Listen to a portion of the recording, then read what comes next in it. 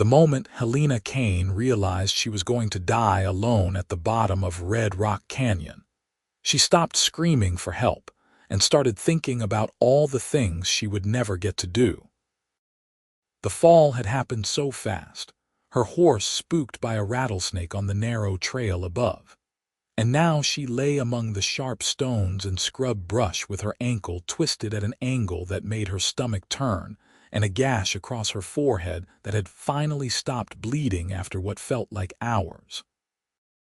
3 days had passed since she had tumbled down the steep canyon wall, 3 days of sipping the last drops from her canteen, and watching the vultures circle overhead with increasing interest.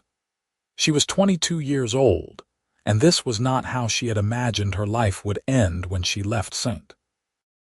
Louis 6 months ago to start fresh in the Arizona Territory.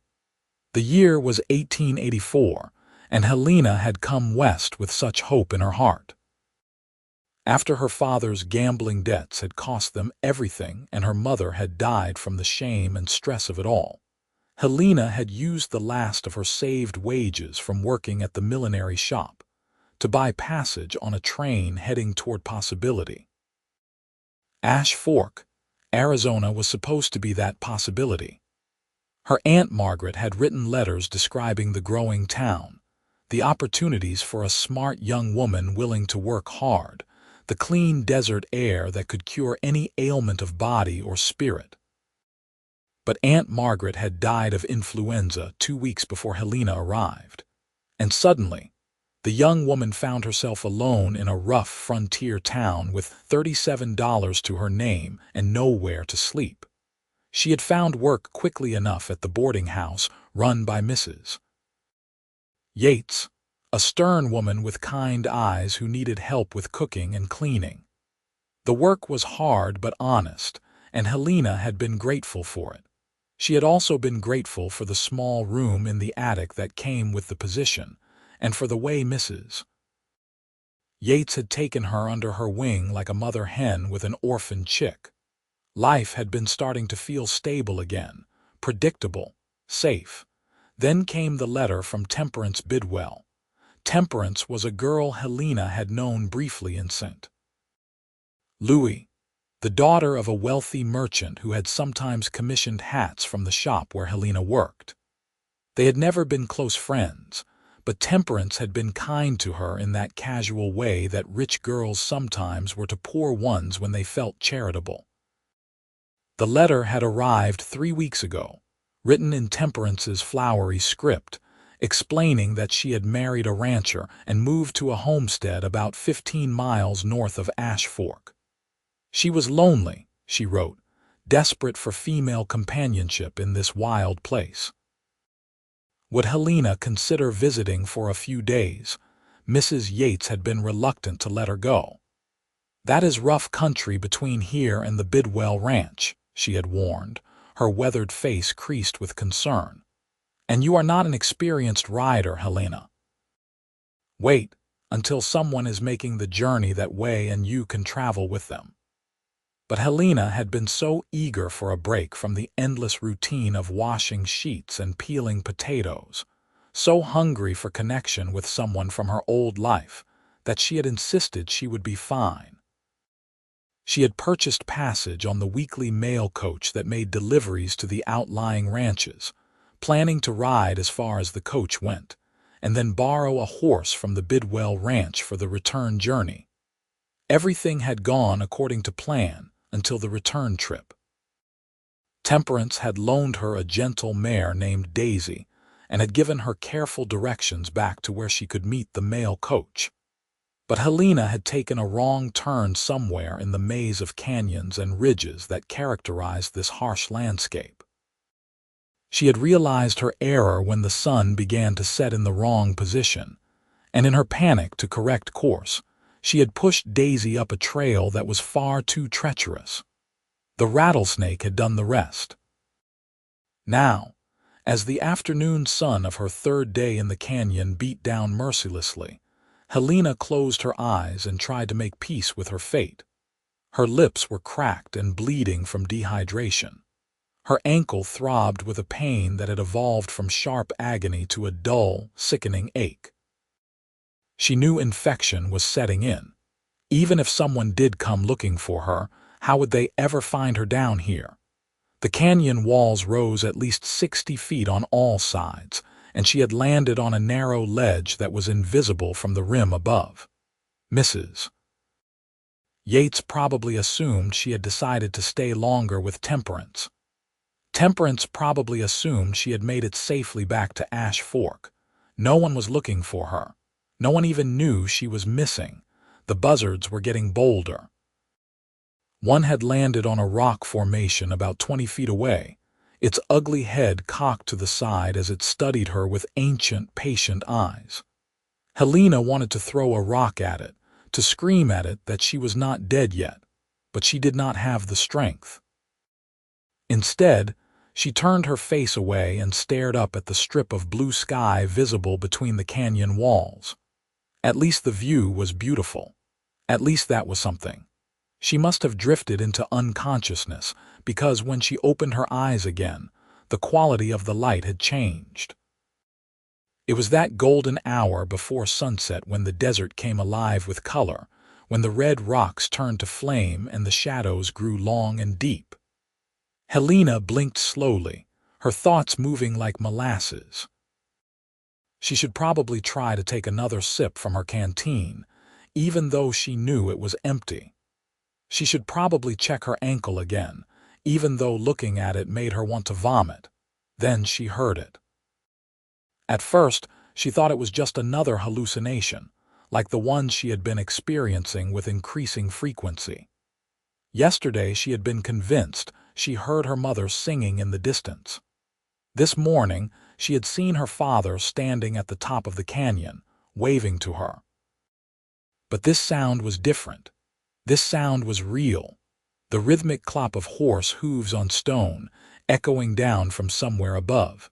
Helena's heart began to pound so hard she could feel it in her throat. She tried to call out, but her voice emerged as nothing more than a cracked whisper. She swallowed, working her tongue against the roof of her dry mouth, trying to generate enough moisture to make a sound that would carry. The hoofbeats were moving away. Whoever it was, they were passing by, following the rim of the canyon, and they had no idea she was down here. With every ounce of strength she had left, Helena dragged herself into a sitting position. The movement sent white-hot pain shooting through her ankle, and she bit down on her lip hard enough to draw blood, but she refused to stop. She pulled in the deepest breath her dehydrated body could manage. "Help!" The word came out stronger than she had expected, bouncing off the canyon walls. "Help me, I am down here, please." The hoofbeats stopped. Helena held her breath, her entire body trembling with hope and fear and exhaustion. Had they heard her? Or had they stopped for some other reason? Would they move on, leaving her to die with the cruel knowledge that rescue had been so close? "Hello." The voice was deep, masculine, and it carried down into the canyon like an answer to a prayer. "Someone down there?" "Yes," Helena screamed, and this time her voice was pure desperation. "Yes, I am here. I fell. I cannot climb out." There was a long pause, during which Helena was certain she was going to die from the suspense. Then the voice came again, closer this time, as if the speaker had dismounted and moved to the edge of the canyon. "Can you see me? I am at the north rim." Helena craned her neck, searching the top of the canyon walls. Then she saw him, a dark silhouette against the blazing orange sky. He was tall and broad-shouldered, his hat shadowing his face, but she could see him leaning over the edge, looking down. "I see you," she called back. "I have been here for 3 days. My ankle is broken. I cannot walk." Even from this distance, she could sense his tension as he assessed the situation. "That is one hell of a drop," he called down. "Are you injured anywhere else?" "Just my head. A cut, but my ankle is bad." "I am going to get you out of there," he said, and something in his voice made her believe him. "Do not move. I need to get my rope." He disappeared from view, and Helena felt a moment of pure panic. What if he did not come back? What if he decided it was too dangerous and rode away? But then he was there again, and this time she could see he was unwinding a length of rope from his saddle. "The walls are too sheer for me to climb down safely," he called. "But I can lower the rope. Do you think you can tie it around yourself, under your arms?" Helena looked at the rope he was feeding down the canyon wall. It was still a good 15 feet short of reaching her ledge. "It is not long enough," she said, trying to keep the despair out of her voice. She heard him curse, though the word was too quiet to make out clearly. Then, "Hold on. I have another rope on my pack horse. I can tie them together." This time when he disappeared, Helena allowed herself to cry. Not from despair anymore, but from relief so overwhelming it was almost painful. Someone had found her. Someone was going to help. She was not going to die alone at the bottom of this God-forsaken canyon after all. It took him several minutes to return, but when he did, the rope was noticeably longer.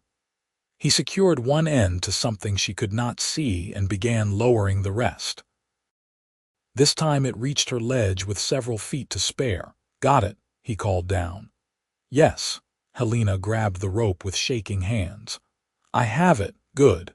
Now listen carefully. You need to tie it around your chest, under your arms. Make it tight, but not so tight you cannot breathe." "Can you do that?" Helena had never tied a knot meant to hold a person's weight before, but she did her best, wrapping the rope around herself several times and securing it with the knot her father had taught her for tying packages.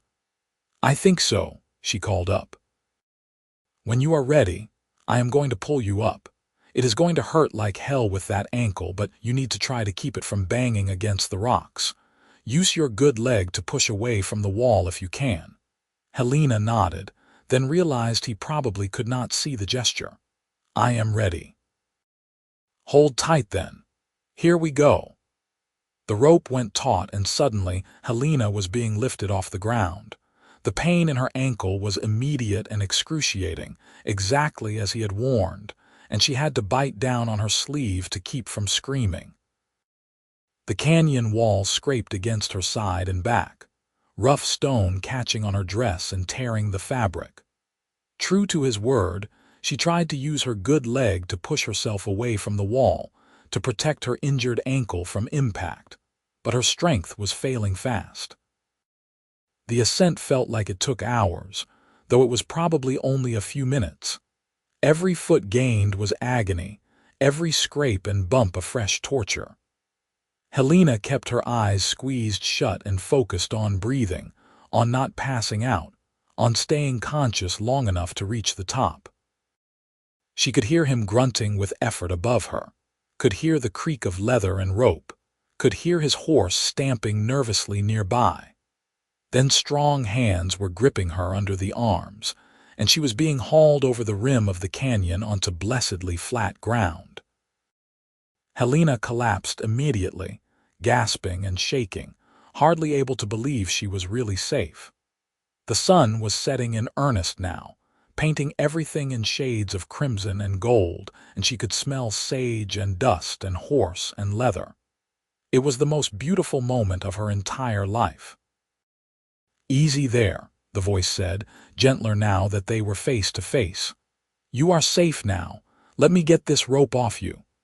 Helena opened her eyes and looked up at her rescuer for the first time. He was younger than she had expected, probably only a few years older than herself, though his face had the weathered quality of someone who spent every day under the desert sun. His features were strong and angular, with a straight nose and a firm jaw shadowed with several days' worth of dark stubble. His eyes were a startling blue-green, the color of the shallow water in a desert spring, and they were fixed on her with an intensity that made her breath catch for reasons that had nothing to do with her ordeal. His dark brown hair curled slightly where it touched the collar of his dusty shirt, and his hands, as they worked to untie the rope around her chest, were large and capable, with long fingers that moved with surprising gentleness. "Name is Kieran Foster," he said as he freed her from the rope. "I have a ranch about 8 miles west of here. What in God's name were you doing out here alone, Helena Kane?" she managed, her voice still rough. "I got lost. I was trying to get back to Ash Fork from the Bidwell Ranch and I took a wrong turn. Then my horse spooked and I fell." Kieran sat back on his heels, his jaw tight. "The Bidwell Ranch. That is in the complete opposite direction. You were not just a little lost, Miss Kane. You were about as lost as a person can get in these parts." "I know that now," Helena said, and to her horror she felt tears starting again. "I am not from here. I did not know the country. I was trying to find my way back and everything looked the same and I just got more and more turned around." His expression softened slightly. "Hey now, I am not trying to make you feel worse. You have clearly been through enough. Let me look at that ankle." Helena nodded, biting her lip as he gently examined her injured leg. His touch was careful, but even the slightest pressure made her gasp. He frowned as he assessed the damage, and she could see the concern in his eyes. "It is definitely broken," he said finally. "And it looks like it has been several days. We need to get you to a doctor fast, or you are going to have problems with this for the rest of your life." "The nearest doctor is in Ash Fork," Helena said weakly. "I know. That is about a 3-hour ride from here, maybe 4 in the dark." Kieran looked up at the rapidly darkening sky, clearly calculating. "We need to move now if we are going to make it before full nightfall. I am going to have to set you on my horse and I will lead us back. It is going to hurt. I will not lie to you about that." "I do not care," Helena said. "Just get me out of here." Kieran nodded and stood, then bent to scoop her up in his arms as easily as if she weighed nothing at all. Helena gasped at the sudden movement, her injured ankle screaming in protest, but she wrapped her arms around his neck and held on as he carried her to where his horses waited. He had 2 animals, she noticed now through her pain-fogged vision, a tall bay gelding with intelligent eyes and a stocky sorrel pack horse laden with supplies. "This is Copper," Kieran said, nodding to the bay as he approached. "He is steady as they come. He will take care of you." With remarkable gentleness, Kieran lifted Helena into the saddle, settling her so that her injured leg hung free on one side. She swayed, dizzy and weak, and he steadied her with one hand while he used the other to untie his bedroll from behind the saddle. "Hold on to the saddle horn," he instructed, then quickly fashioned a sling from the bedroll to support her injured ankle and keep it from dangling. It was not perfect, but it helped. "That better?" "Yes," Helena whispered. "Thank you." Kieran mounted behind her, one arm coming around her waist to hold her secure against his chest. Helena stiffened at the sudden intimacy of the position, but she was too exhausted and in too much pain to protest. Besides, she needed the support. Without his arm anchoring her, she would have fallen right off the horse. "I have got you," he said quietly, his breath warm against her ear. "Just lean against me and try to stay conscious.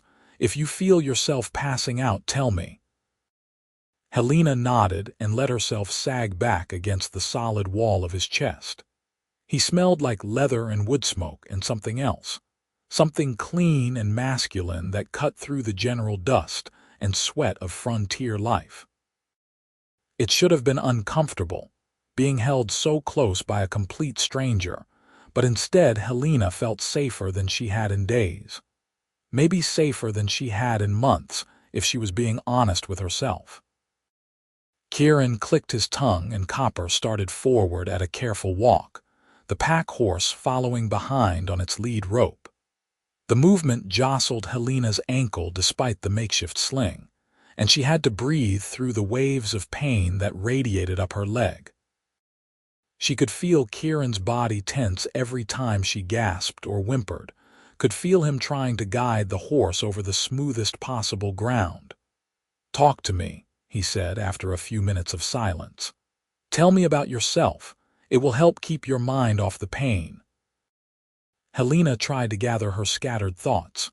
"There is not much to tell. I am from St. Louis originally. I came to Ash Fork 6 months ago after my mother passed away.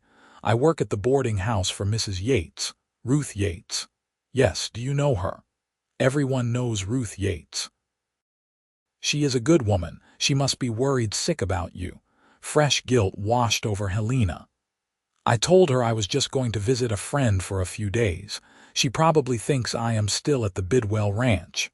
"What about the Bidwells? They must know you left days ago." "I suppose so. But they would assume I made it back safely.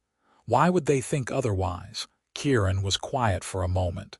"So no one was looking for you, no one even knew you were missing?" "No," Helena admitted. "If you had not come along when you did." She could not finish the sentence. "But I did come along," Kieran said firmly. "So there is no point thinking about what might have been. You are safe now." They rode in silence for a while, the sky above them deepening to purple and then to black studded with countless stars. The desert night was cold after the heat of the day, and Helena found herself shivering despite the warmth of Kieran's body behind her. He must have noticed because he shifted, reaching back with his free hand to pull something from his saddlebag. "Here," he said, draping his jacket around her shoulders. "You are going into shock from the injury and dehydration. You need to stay warm." "What about you?" Helena asked, even as she gratefully pulled the jacket tighter around herself. "I will be fine. I am used to cold nights." The jacket smelled like him, that same clean masculine scent she had noticed before, and Helena found herself oddly comforted by it. She was not usually one to find comfort in men. Her father had seen to that, with his gambling and his lies and his eventual abandonment of his family. And the few young men who had shown interest in her back in St. Louis had only wanted one thing, made clear by their wandering hands and crude suggestions. But Kieran seemed different. He had saved her life without hesitation, was taking care of her with a gentleness that seemed genuine rather than calculating. Maybe there were still good men in the world after all. "What were you doing out here?" Helena asked after a while, curious about what had brought him to that particular spot at that particular time.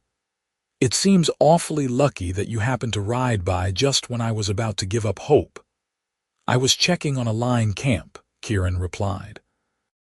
"I have a ranch hand who is supposed to be watching the cattle in the north pasture, but he did not show up for supplies last week like he was supposed to. I rode out to make sure everything was all right." "And was it? All right, I mean?" "Turned out he had broken his arm in a fall and had been trying to tough it out rather than abandon the herd.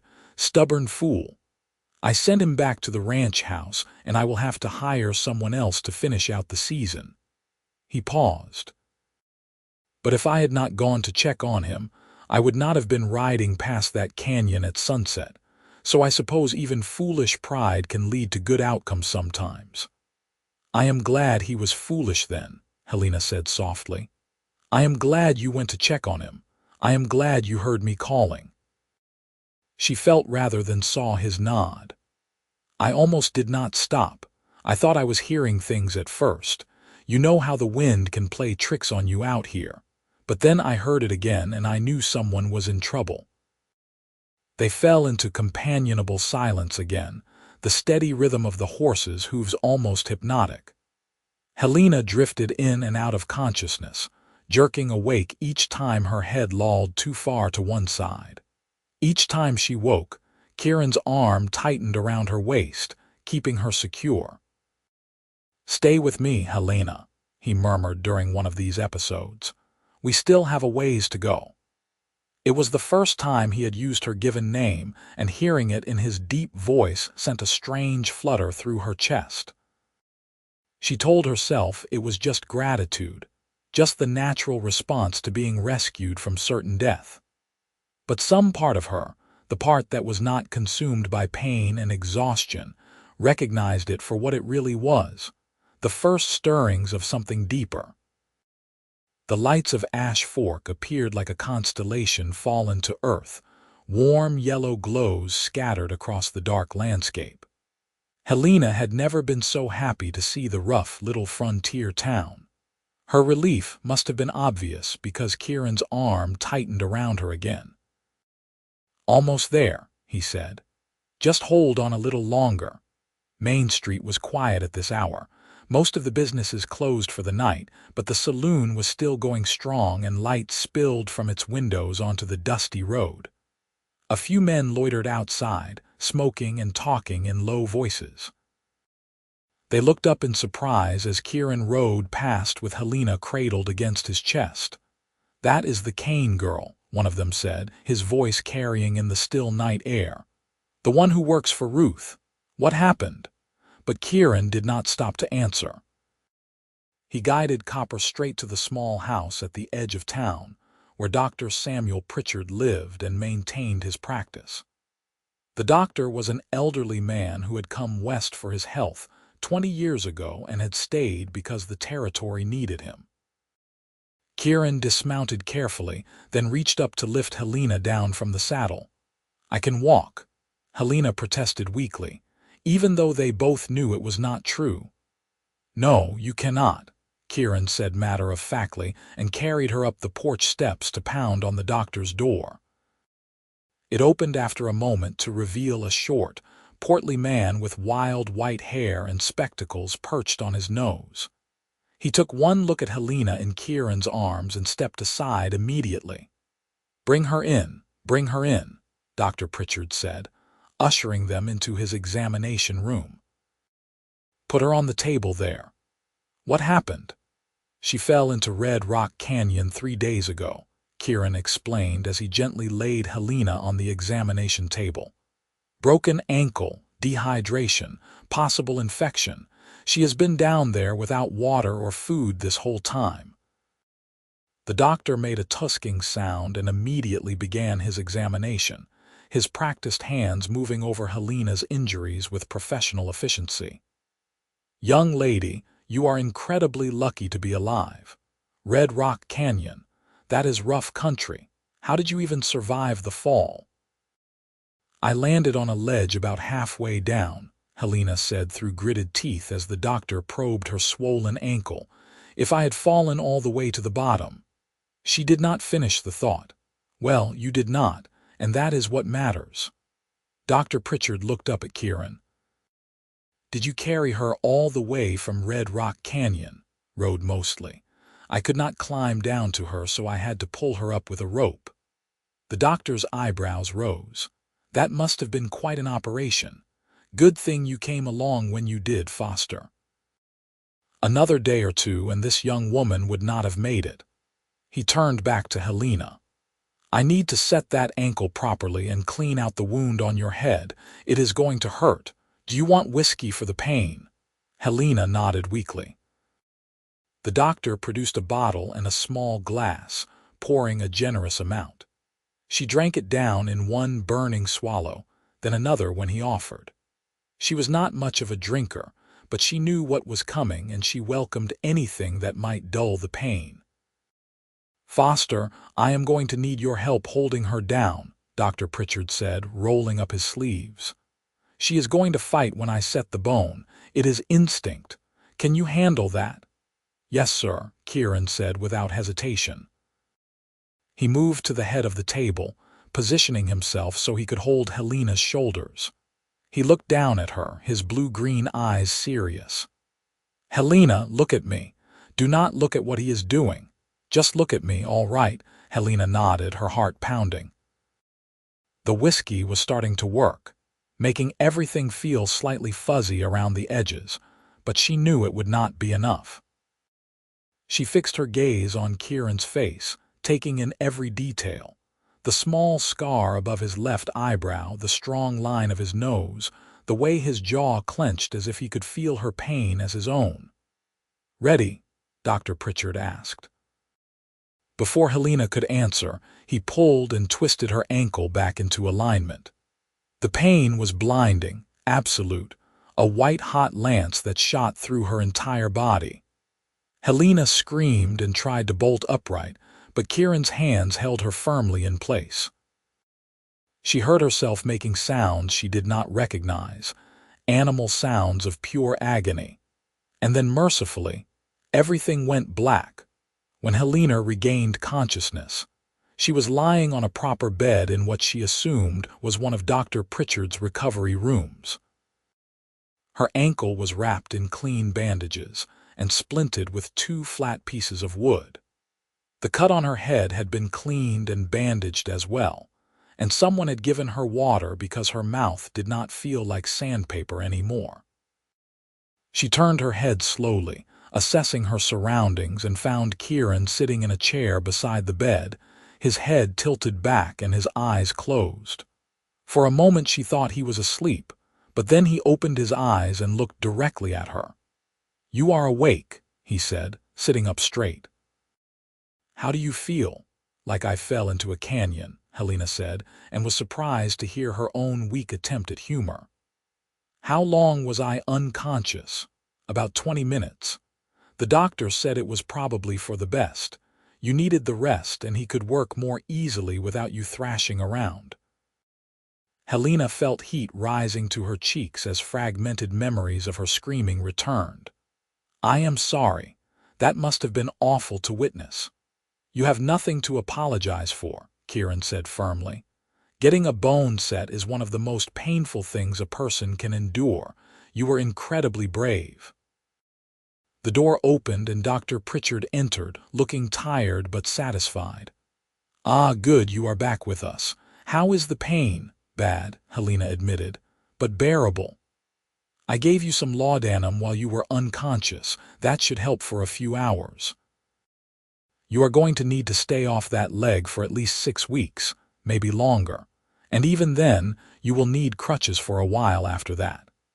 He fixed her with a stern look over his spectacles.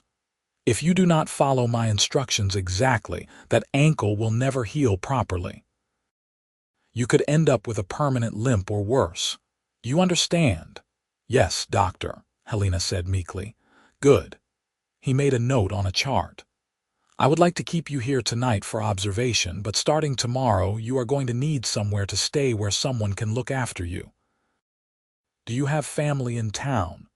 "No family," Helena said, "but I live at Mrs. Yates' boarding house. I am sure she will help me." Dr. Pritchard frowned. "Ruth Yates is a good woman, but she is not as young as she used to be, and she has her hands full running that place. You are going to need constant care for at least the first 2 weeks. Someone to help you with basic necessities, someone to change your bandages, someone to make sure you do not put weight on that leg." An uncomfortable silence fell over the room as everyone contemplated this problem. Helena felt tears pricking at her eyes again. She had no family, no close friends, no resources beyond her small weekly wage. How was she supposed to pay for the kind of care the doctor was describing? "She can come to my ranch," Kieran said suddenly. Both Helena and the doctor turned to stare at him. "What?" Helena asked faintly. "My ranch," Kieran repeated, his tone matter-of-fact. "I have a spare bedroom in the main house. My housekeeper, Mrs. Chen, can look after you during the day while I am working. It makes sense. You need somewhere to recover, and I have the space and the help to provide it." "Mr. Foster, I cannot possibly accept such an offer," Helena protested, even as part of her desperately wanted to. "It would not be proper. What would people think?" "People can think whatever they want," Kieran said with a shrug. "You need help and I am offering it. Besides, Mrs. Chen is an excellent chaperone. No one could accuse you of impropriety with her around. She is stricter than a schoolmarm and twice as sharp." Dr. Pritchard was nodding slowly. "Actually, that is not a bad idea. The Foster Ranch is well maintained and I know Mrs. Chen. She is a capable woman who knows her way around an injury, and it would save you the considerable expense of hiring a private nurse, Miss Kane." Helena looked between the two men, her mind racing. It was highly irregular, going to stay at the ranch of a man she had just met. But what choice did she have? She could not afford a private nurse. She could not ask Mrs. Yates to care for her around the clock while also running the boarding house. And the doctor had made it clear she needed proper care if she wanted her ankle to heal correctly. "Are you certain?" she asked Kieran. "This is a great deal to ask of someone, especially someone who has already done so much for me." "I am certain," Kieran said, and the sincerity in his voice made something warm bloom in Helena's chest. "You need help, and I am in a position to provide it. That is all there is to it." Still Helena hesitated. "What about the cost? I have some savings, but not much." "How much would you charge for room and board?" Kieran looked almost offended. "I would not charge you anything. You are an injured person in need of help, not a paying customer at a hotel." "But I have to pay you something," Helena insisted. "It is only right." "We can discuss that later," Kieran said firmly. "For now, you need to focus on healing. Everything else can wait." Dr. Pritchard clapped his hands together, the matter settled as far as he was concerned. "Excellent. Miss Kane will stay here tonight, and tomorrow morning you can take her out to the ranch. I will send along instructions for her care and enough laudanum to last the week. After that, you will need to bring her back for a follow-up examination." Kieran stood, settling his hat back on his head. "I will be here first thing in the morning then." He looked down at Helena, and something in his expression made her breath catch. "Try to get some rest. You have been through an ordeal." "Mr. Foster," Helena said as he turned to leave, "thank you for everything. I do not know how I will ever repay you." He paused at the door, glancing back at her with a slight smile that transformed his serious face into something surprisingly boyish. "Just get better. That is all the repayment I need." Then he was gone, the sound of his boots fading down the hallway. Helena lay back against the pillows, her mind whirling. In the span of a few hours, her entire life had changed. She had gone from being certain she would die alone and forgotten in a canyon to being rescued by a handsome stranger who was now offering to care for her during her recovery. It was like something out of one of the dime novels she sometimes read in her rare free moments. Dr. Pritchard checked her bandages one more time and left her with a dose of laudanum that soon had her drifting into a dreamless sleep. Morning came too quickly, announced by bright sunlight streaming through the window and the sounds of the town waking up outside. Helena opened her eyes groggily, momentarily confused about where she was, before the events of yesterday came rushing back. Her ankle throbbed dully, a constant reminder of her ordeal, but the pain was manageable thanks to whatever the doctor had given her. A soft knock on the door announced Dr. Pritchard's arrival, carrying a breakfast tray. "Good morning, Miss Kane. How are you feeling?" "Sore," Helena admitted, struggling to sit up, "but better than yesterday." "That is the laudanum working. You will need to take it regularly for the first week, then we can start weaning you off it." He set the tray on her lap. "Eat what you can. You need to rebuild your strength." The breakfast was simple but substantial. Eggs, toast, bacon, and coffee. Helena ate slowly, savoring each bite. She had not realized how hungry she was until the food was in front of her. She had just finished eating when there was another knock on the door. This time it was Kieran, hat in hand, looking freshly shaved and considerably more put together than he had last night. Behind him stood a small, compact woman with iron gray hair pulled into a severe bun, and the kind of face that looked like it did not suffer fools gladly. She was clearly of Chinese descent, her features delicate but her bearing formidable. "Miss Kane," Kieran said with a nod. "This is Mrs. Chen, my housekeeper. She wanted to meet you before we took you out to the ranch." Mrs. Chen stepped forward, her dark eyes assessing Helena with a directness that was both unnerving and somehow comforting. "You are the girl who fell in the canyon," she said. It was not a question. Her English was perfect, with just a hint of an accent that suggested she had been speaking the language for many years. "Yes, madam," Helena said, unsure of the proper protocol. "Foolish," Mrs. Chen said bluntly. "Going out into the wilderness alone when you do not know the land. But lucky. Very lucky that Mr. Foster found you." "I know," Helena said, feeling properly chastised. "I realize now how stupid it was." Mrs. Chen's expression softened slightly. "Well, you are young. Young people do stupid things. The important thing is that you learn from them."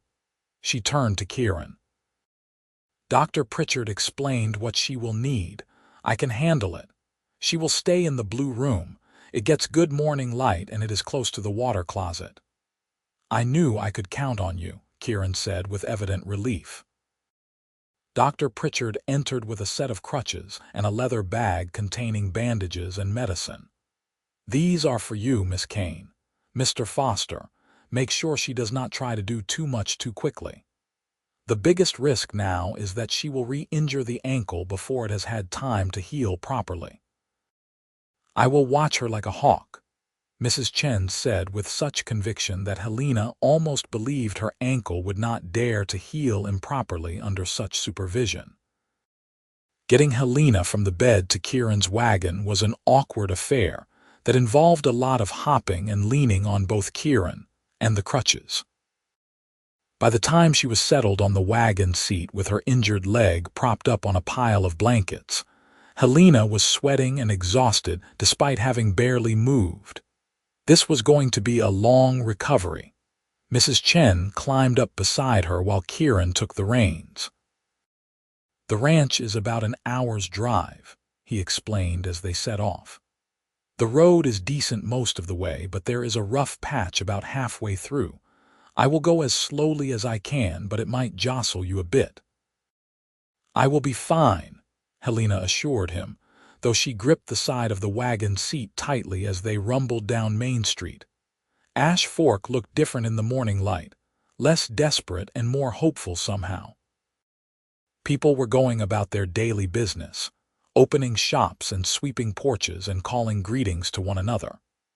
A few of them looked curiously at Helena as the wagon passed, clearly wondering why she was leaving town with Kieran Foster and his housekeeper. Helena could only imagine what the gossip would be like by evening.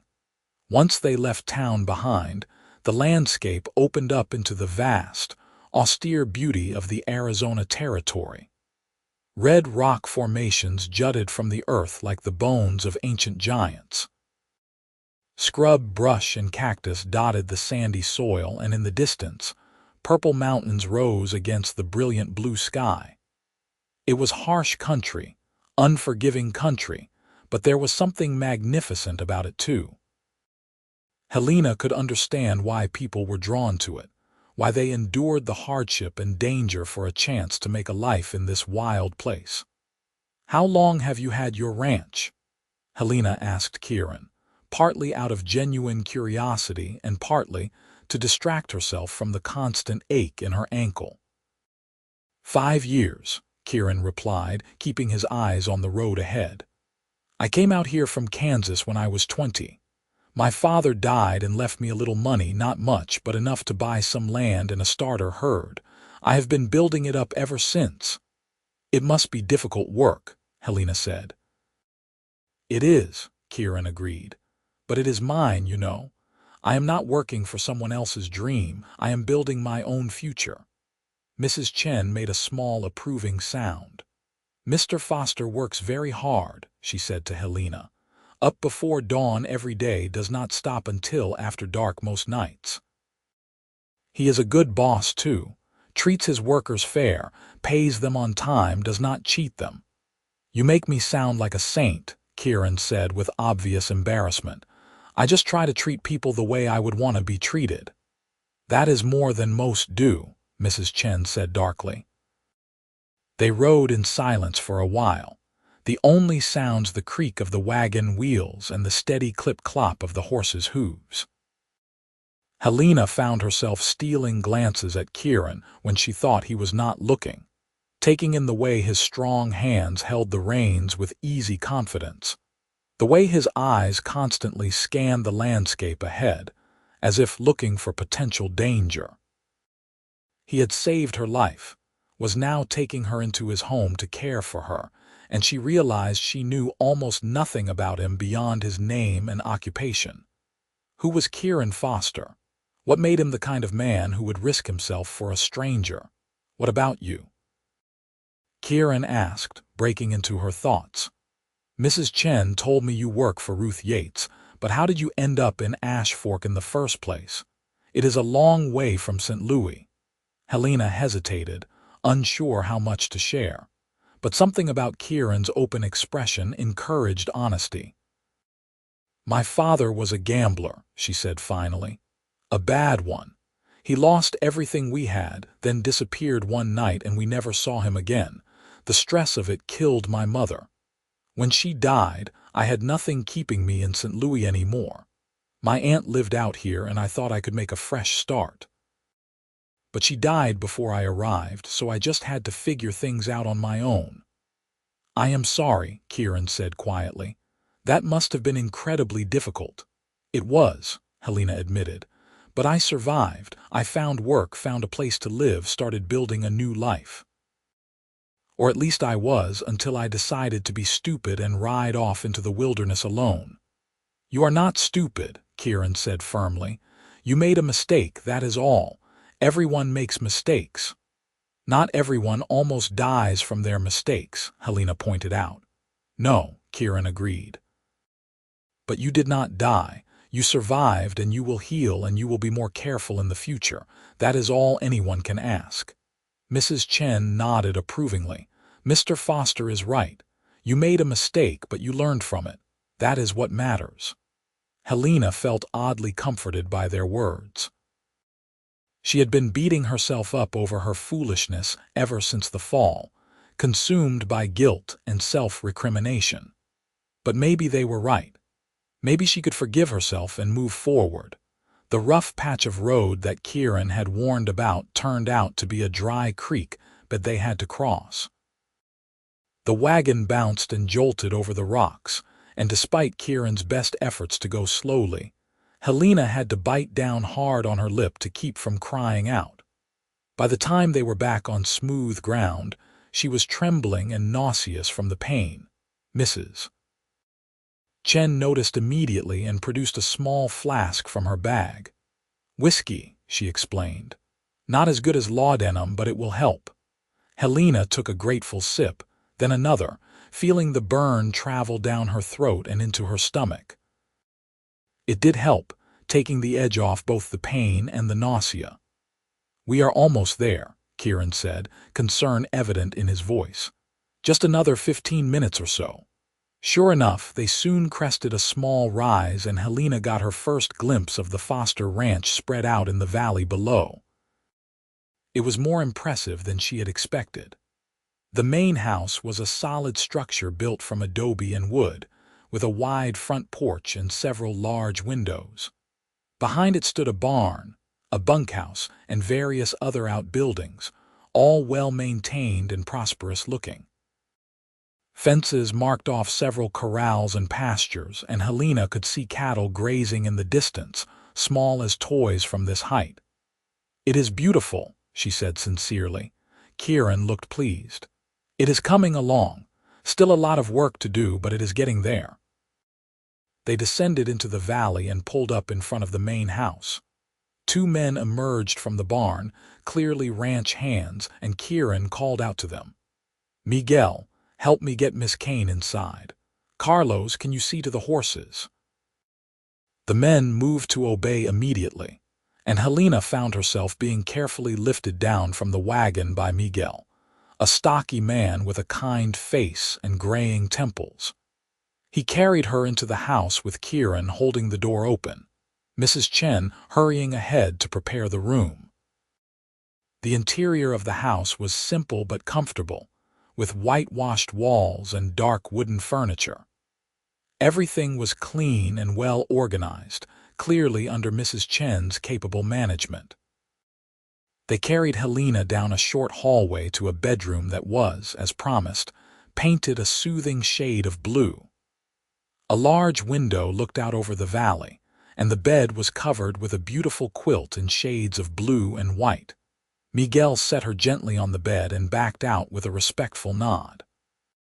Mrs. Chen immediately began fussing with pillows, arranging them to support Helena's injured leg at the proper angle. "There," she said with satisfaction once Helena was settled. "You will rest now. I will bring you lunch in a few hours. If you need anything before then, there is a bell on the nightstand. Ring it and I will hear." "Thank you," Helena said, suddenly overwhelmed by the kindness of these strangers. "I do not know how to thank you all for this." "No thanks needed," Mrs. Chen said briskly, though her eyes were kind. "You are hurt and you need help. That is all there is to it."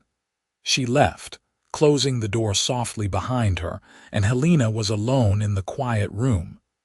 She lay back against the pillows, her ankle throbbing despite the whiskey, her head aching, her whole body exhausted. But beneath the physical discomfort she felt something else, a tentative sense of hope. She had survived, she was safe, she was being cared for. Whatever happened next, she was going to be all right. She must have dozed off because when she opened her eyes again, the light in the room had changed and someone was knocking softly on the door. "Come in," Helena called. Kieran entered, carrying a wooden tray. "Mrs. Chen sent me with lunch. She is dealing with a situation in the kitchen involving a scorpion, and she said I was not to bother her until she had resolved it." Despite herself, Helena smiled. "A scorpion in the kitchen. It happens out here," Kieran said with a shrug, setting the tray on her lap. "Mrs. Chen has a whole system for dealing with them. I learned early on not to interfere." The lunch was simple but substantial. A thick stew with vegetables and beef, fresh bread, and a glass of cool buttermilk. Helena's stomach growled loudly at the sight of it. "I should let you eat," Kieran said, turning to go. "Wait," Helena said impulsively. "Would you stay, just for a few minutes? I would like the company if you do not mind." Kieran hesitated, then nodded and pulled a chair over to sit beside the bed. "How are you feeling?" he asked as she began to eat. "Better," Helena said honestly. "Still in pain, but better. This is delicious, by the way. Mrs. Chen is an excellent cook." "She is talented at many things," Kieran agreed. "I am lucky to have her. She came to work for me 3 years ago after her husband died. He worked as a cook for the railroad, and they had settled in Flagstaff. After he passed, she did not want to stay there, too many memories. She heard I was looking for a housekeeper and showed up at my door one day with all her worldly possessions in a single trunk. Best decision I ever made, hiring her." Helena ate slowly, savoring both the food and the conversation. "What about you?" she asked. "Do you have any family?" Kieran shook his head. "Just me now. My mother died when I was young and my father passed 5 years ago. I have a sister who married a banker in Chicago, but we do not keep in close touch. Different worlds, you know." "I do know," Helena said softly. "It is strange how life takes people in different directions." They talked for a while longer, the conversation flowing easily despite the unusual circumstances of their acquaintance. Helena learned that Kieran had 30 head of cattle currently, with plans to expand the herd. She learned that he loved this land despite its harshness, that he could not imagine living anywhere else now. She learned that he had a quiet sense of humor that emerged when he was relaxed, and that he had surprisingly strong opinions about the best way to break a horse.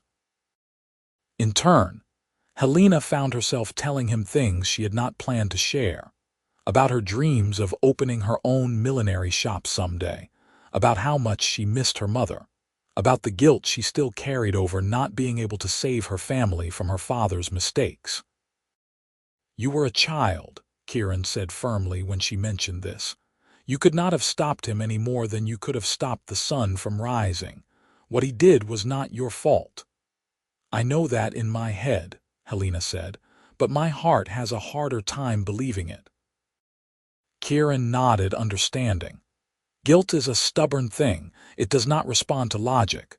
But maybe being out here, away from all those memories, will help you finally let it go. "Maybe," Helena said, though she was not entirely convinced. A comfortable silence fell between them, broken only by the sound of Helena's spoon against her bowl. When she had finished eating, Kieran took the tray and stood to leave. "I should let you rest," he said. "The doctor said sleep is important for healing." "Kieran," Helena said, using his first name without thinking, then feeling herself blush at the familiarity. "Thank you again. For all of this. I know I keep saying it, but I mean it. You saved my life and now you are caring for me. I do not know many people who would do that for a stranger." Kieran paused at the door, his hand on the frame. When he looked back at her, his expression was serious but warm. "You are not a stranger anymore, Helena, and out here we take care of our own. That is just how it is." Then he was gone, and Helena was left alone with her thoughts and the warm glow in her chest that had nothing to do with the laudanum. The days that followed fell into a gentle rhythm. Helena would wake to the sound of Kieran leaving for his morning work, the front door closing softly as he headed out to check on the cattle or mend fences or do any of the 100 other tasks required to keep a ranch running. Mrs. Chen would arrive shortly after with breakfast and a brisk assessment of Helena's condition, checking her bandages and administering medication with the efficiency of a trained nurse. The mornings passed in quiet rest, Helena reading from Kieran's surprisingly extensive collection of books, or simply watching the play of light across the valley outside her window. Lunch was usually brought by Mrs. Chen, accompanied by updates on the ranch gossip that the housekeeper claimed not to care about but clearly enjoyed relating. Helena learned which ranch hands were courting which girls in town, which cattle were causing trouble, which neighbors were feuding over water rights.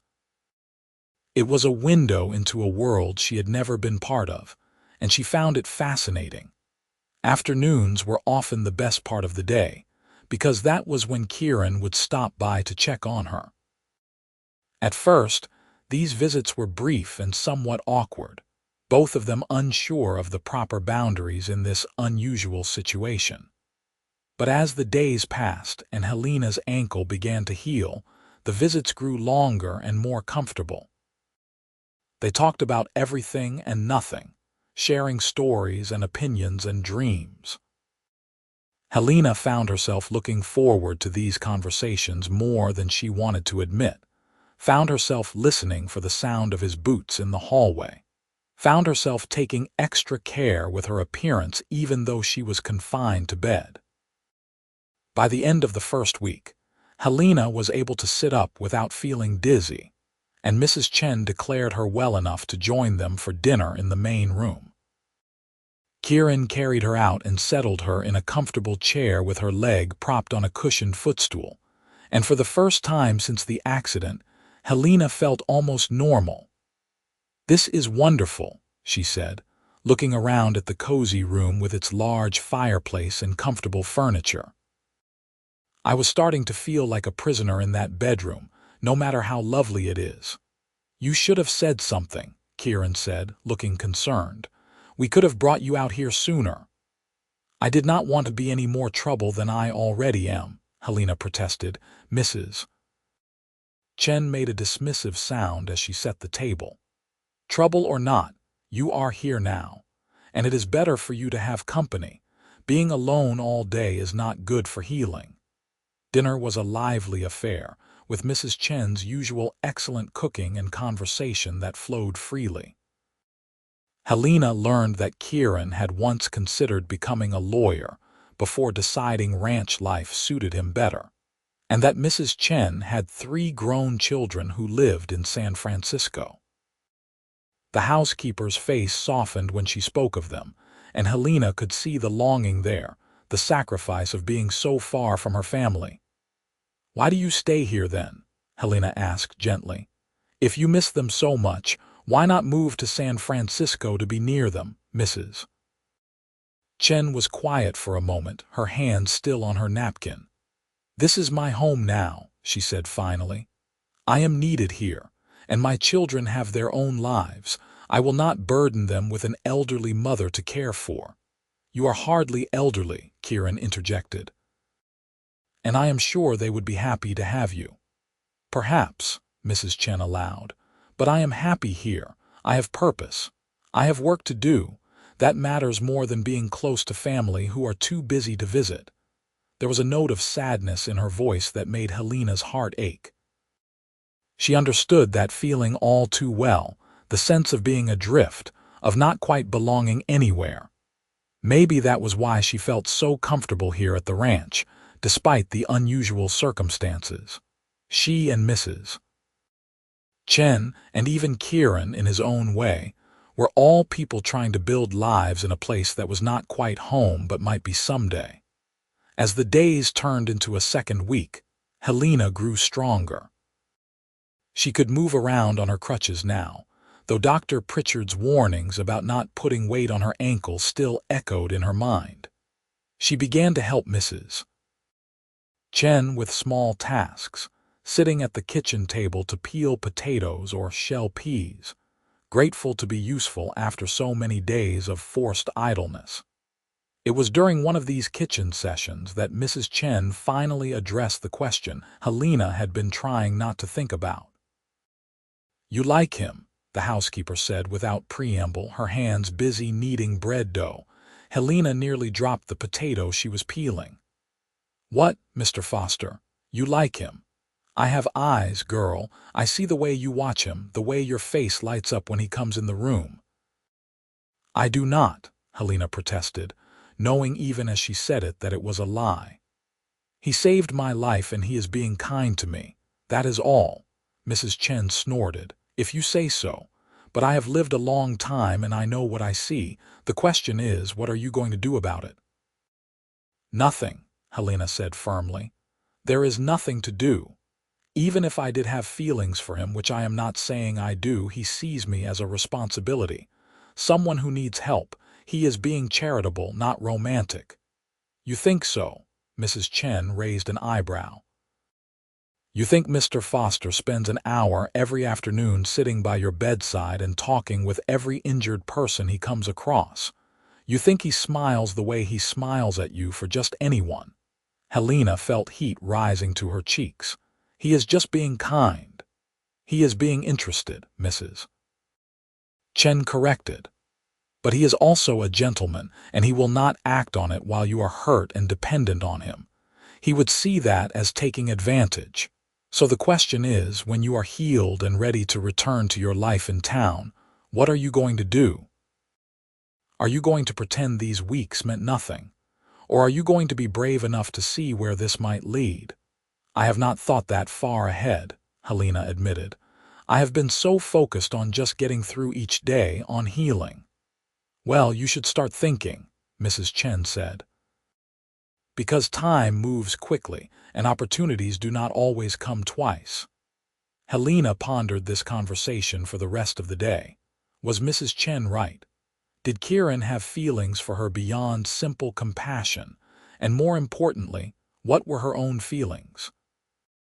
She could no longer deny that she looked forward to seeing him each day, that his smile made her heart beat faster, that she found herself memorizing little details about him like the way he ran his hand through his hair when he was thinking, or the small scar on his left hand that he had gotten breaking up a fight between two ranch hands. But was that love? Or was it just gratitude and proximity and the natural human tendency to form attachments to people who showed us kindness? She did not have an answer. Not yet. That evening after dinner, Kieran helped her back to her room. But instead of leaving immediately as he usually did, he lingered in the doorway, his expression uncertain. "Helena, can I ask you something?" "Of course," Helena said, settling herself on the bed. "What are your plans? After you are healed, I mean, will you go back to working for Mrs. Yates?" Helena had been avoiding thinking about this, but she knew she needed to face it eventually. "I suppose so. That was my life before, and I imagine it will be my life after, unless Mrs. Yates has already replaced me, which she would have every right to do." "And is that what you want?" Kieran pressed. "Working at a boarding house. Is that your dream?" "My dream is to have my own millinery shop," Helena said honestly. "But that takes money, and I am a long way from having enough saved. So yes, I will go back to the boarding house and I will keep saving, and maybe someday I will have enough to open my shop." Kieran nodded slowly, as if considering something. "What if there was another option?" "What do you mean?" He took a deep breath, and Helena realized he was nervous. The realization sent a flutter through her chest. "The ranch is doing well, better than I expected, honestly. I have been thinking about expanding, maybe getting into horse breeding alongside the cattle. But to do that, I need help. Real help, not just ranch hands. I need someone who can manage the household side of things, someone who can handle the bookkeeping and correspondence and all the things I am not good at." "You have Mrs. Chen for that," Helena pointed out. "Mrs. Chen is getting older, and she has been talking about wanting to visit her children in San Francisco. I do not want to lose her entirely, but I also do not want to keep her from her family. I was thinking I could hire someone to take over some of her duties, give her more flexibility." He paused, meeting her eyes. "I was thinking maybe you could be that person." Helena's heart was pounding. "You want to hire me to work here?" "Yes. You would have your own room, a proper salary, respectable work. And you would be helping build something real, not just cleaning up after boarders who will never remember your name." He took a step closer. "I know it is not your dream of having a shop, but maybe it could be a step toward that dream. You could save money faster, learn business skills that would help when you do open your shop." It was a generous offer, more than generous. But Helena heard what he was not saying as well. If she stayed here, they could explore whatever was growing between them. If she returned to Ash Fork, this fragile connection would likely wither and die in the face of distance and routine and real life. "I need time to think about it," Helena said carefully. "It is a big decision." "Of course," Kieran said quickly. "I did not mean to pressure you. Just think about it, that is all I ask." After he left, Helena lay awake long into the night, staring at the ceiling and turning the question over in her mind. What did she want? What was the smart choice? What was the brave choice? She still did not have an answer by morning. The third week of her recovery brought a visit from Dr. Pritchard, who came out to the ranch to check on her progress. He examined her ankle carefully, prodding and flexing it while Helena gritted her teeth against the discomfort. "It is healing well," he announced finally. "Better than I expected, honestly. You have been following my instructions about keeping weight off it, religiously," Helena assured him. "Mrs. Chen watches me like a hawk." "Good, good. You should be able to start putting a little weight on it in another week or so with the crutches. And maybe in a month, you can try walking without them, though you will want to take it slow." He made notes in his journal. "All in all, Miss Kane, you have been very lucky, both in surviving the fall and in having such excellent care during your recovery." After the doctor left, Helena felt a strange mix of relief and melancholy. She was healing, which was wonderful, but healing meant she would soon have to make a decision about her future. She could not stay here indefinitely, living in a liminal space between her old life and some undefined new possibility. That afternoon, Kieran found her sitting on the front porch, her crutches leaning against the chair beside her. He settled into the other chair without speaking, both of them looking out over the valley. The silence between them was comfortable now, easy in a way that felt almost dangerous to Helena. It would be so easy to get used to this, to these quiet moments of companionship. "I have been thinking about your offer," Helena said finally. "About staying here to work." She could feel Kieran tense slightly, though he did not look at her. "And I am worried about what people would say. A young, unmarried woman working on a ranch owned by a young, unmarried man. Even with Mrs. Chen as chaperone, there would be talk." "There is always talk," Kieran said. "People will gossip no matter what you do. The question is whether you are going to let their opinions dictate your life." "Easy for you to say," Helena replied, a little more sharply than she intended. "You are a man. Your reputation does not hang on a thread the way mine does. If people decide I am improper, it could ruin any chance I have of opening my shop someday. Who would buy hats from a woman of questionable morals?" Kieran was quiet for a long moment. When he finally spoke, his voice was careful. What if there was a way to make it completely respectable? What if there was no question at all about propriety? Helena turned to look at him, confused. "What do you mean?" He met her eyes, and she saw something in his gaze that made her breath catch. "What if you stayed here not as an employee, but as my wife?" The world seemed to tilt. Helena gripped the arms of her chair, certain she had misheard. "What?" "Marry me," Kieran said, and now his words came in a rush, as if he had been holding them back for days and could not contain them any longer. "I know it is sudden. I know we have only known each other for 3 weeks. But Helena, these have been the best 3 weeks of my life. I look forward to seeing you every day. I think about you when I am working. You make me laugh, you challenge my ideas. You see this place the way I see it, with all its potential and possibility. I do not want you to leave. I want you to stay here with me and build a life together." "Kieran," Helena said faintly, her mind reeling.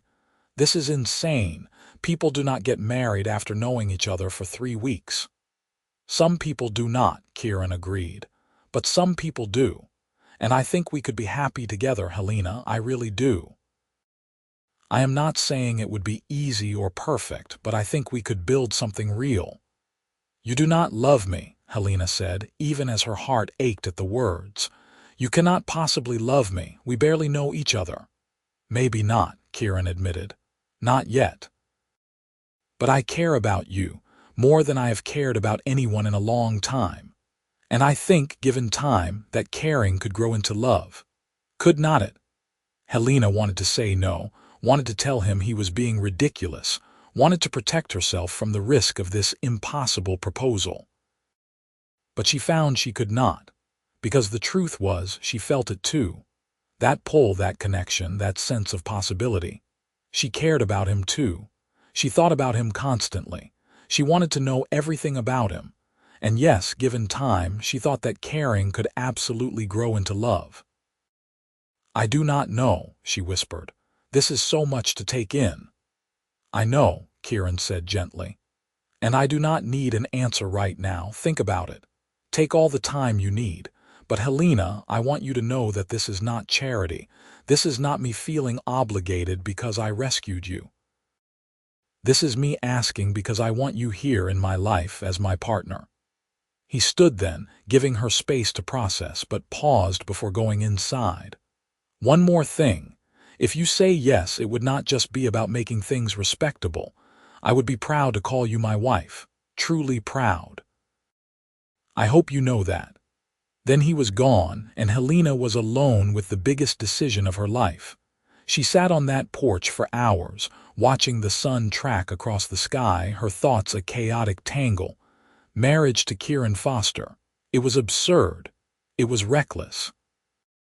It was exactly the kind of impulsive decision that had led her to ride off into the wilderness alone and nearly die in a canyon. But it was also tempting.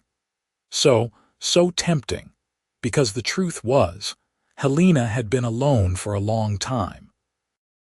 Even before her mother died, even before her father left, she had felt fundamentally isolated, carrying the weight of her family's problems on her shoulders with no one to help share the burden. Coming to Ash Fork was supposed to change that, was supposed to be a fresh start, but she had found herself just as alone in the boarding house as she had been in St. Louis. Maybe more so, because at least in St. Louis she had had her mother, but here, at this ranch, she did not feel alone. She felt seen, valued, cared for. Mrs. Chen had become something like the mother she had lost, stern but loving. The ranch hands treated her with respect and good humor. And Kieran made her feel like she mattered, like her opinions and dreams and fears were important. Was that enough basis for a marriage? Helena did not know. But she also did not know if she would ever get another chance at this kind of connection, this kind of partnership. Mrs. Chen found her there as the sun was setting, still lost in thought. He asked you, did not he? The housekeeper said, settling into the chair Kieran had vacated hours earlier. How did you know? I told you I have eyes. And I know Mr. Foster. He is a man of action. Once he makes up his mind about something, he does not wait around. She gave Helena a penetrating look. So what did you say? I did not say anything. I told him I needed time to think. And what are you thinking? Helena laughed, but there was no humor in it. I am thinking this is crazy. I am thinking I would be a fool to marry a man I have known for less than a month. I am thinking about all the ways it could go wrong. Those are all good thoughts, Mrs. Chen said. Smart thoughts, but what about your heart? What is your heart saying? Helena closed her eyes. My heart is saying yes. My heart wants to stay here, wants to build a life with him, wants to take the risk. But my heart has been wrong before. Hearts are always right about what they want, Mrs. Chen said wisely. They are just not always right about what is best. Only you can decide that, Helena. But I will tell you this. I have worked for Mr. Foster for 3 years now. I have seen him with many people, and I have never seen him look at anyone the way he looks at you. He is a good man, and he cares for you genuinely. If you say yes, I do not think you will regret it. And if I say no? Mrs. Chen shrugged. Then you go back to Ash Fork and back to your old life. Maybe you save enough money to open your shop someday. Maybe you meet someone else. Maybe you live alone and independent and perfectly content.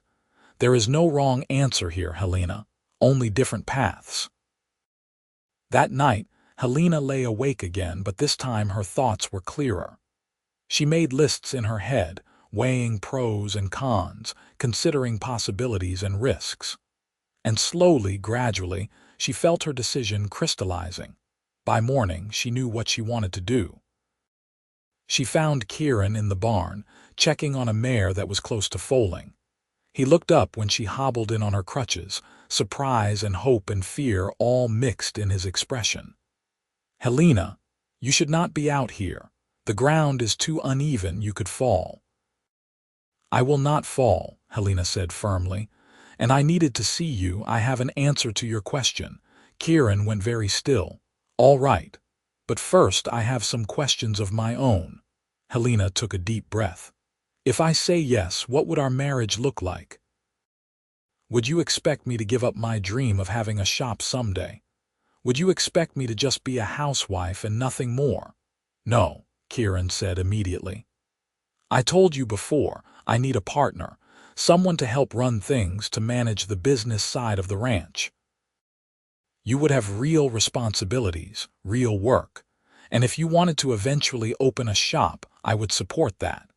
We could build one right here on the property, sell to the people in town and the surrounding ranches. There is no reason you could not have both. Helena nodded slowly. And what about children? Do you want them? Someday, yes, but not right away. We would need time to get to know each other properly first to build our partnership. I would never pressure you about that. One more question, Helena said. Why me, really? You could marry anyone. Why choose someone you barely know, someone with no money or family or connections? What do you see in me that makes this worth the risk? Kieran stepped closer, his blue-green eyes intense. I see strength. You survived 3 days alone in a canyon with a broken ankle and barely any water. I see intelligence. Every conversation we have, you challenge me to think in new ways. I see kindness. You have been patient and gracious with Mrs. Chen and the ranch hands, treating them like equals even though you come from a city where class lines are much more rigid. I see resilience. You have lost everything, and yet you keep moving forward, keep dreaming, keep trying to build a better life. Those are the things I see, Helena, and those are the things that make me want to spend the rest of my life getting to know you better. Helena felt tears pricking at her eyes. No one had ever spoken to her like that before, had ever seen her so clearly. "My answer is yes," she said softly. "I will marry you, Kieran Foster." The smile that broke across his face was like the sun coming out after a storm. He closed the distance between them and took her hands in his, careful not to jostle her balance on the crutches. "You will not regret this, Helena. I promise you that." "I hope not," Helena said, and then she was laughing and crying at the same time, overwhelmed by the enormity of what she had just agreed to. Mrs. Chen was predictably unsurprised by the news when they told her that evening at dinner. "About time," she said briskly. "Now we need to start planning." "You cannot get married in a boarding house dress, Helena. We need to get you some proper clothes, and we need to decide when and where the ceremony will be." "I do not need anything fancy," Helena protested. "Just something simple." "Simple, yes, but still proper," Mrs. Chen insisted. "Mr. Foster is a respected rancher. The wedding should reflect that. We will go into Ash Fork tomorrow and find you a suitable dress." "Tomorrow," Helena squeaked. "Is not that very soon? Your ankle is healed enough for a trip to town, and we need to start making arrangements, Mrs. Chen said firmly. "Besides, the sooner we get you two properly married, the sooner we can stop worrying about gossip." She had a point, Helena had to admit. The trip to Ash Fork the next day was both exciting and terrifying. Helena had not been back to town since the day Kieran had taken her to Dr. Pritchard's office, and she was nervous about how people would react to the news of her impending marriage. Would they think she was a fortune hunter, taking advantage of Kieran's kindness? Would they spread rumors about impropriety? But her fears proved largely unfounded. Mrs. Yates, when they stopped by the boarding house to explain the situation, was delighted. "I have been so worried about you, dear girl," the older woman exclaimed, pulling Helena into a careful hug that avoided her injured ankle. "When I heard what happened, I felt terrible for not insisting you wait for an escort, and now you are getting married. To Kieran Foster, no less. He is a good man, Helena. You could do much worse." "You do not think it is too fast?" Helena asked hesitantly. Mrs. Yates waved a dismissive hand. "This is the frontier, dear. People do not have the luxury of long courtships. You know what you need to know. He is hardworking, honest, and he saved your life. That is a better foundation than many marriages start with. I wish you both every happiness." Her blessing meant more to Helena than she had expected. Mrs. Yates was the closest thing to family she had in Ash Fork, and having her approval made everything feel more real, more right. They found a suitable dress at the general store. A simple but elegant design in cream-colored cotton with lace trim at the collar and cuffs. It was not fancy, but it was pretty and appropriate, and when Helena tried it on, even she had to admit she looked like a proper bride. Mrs. Chen also insisted on purchasing fabric to make new curtains for Helena's room at the ranch. "It will be your home now, not just a guest room," she explained. "It should feel like yours." The wedding was set for 2 weeks later, giving Helena's ankle more time to heal and allowing word to spread through the community.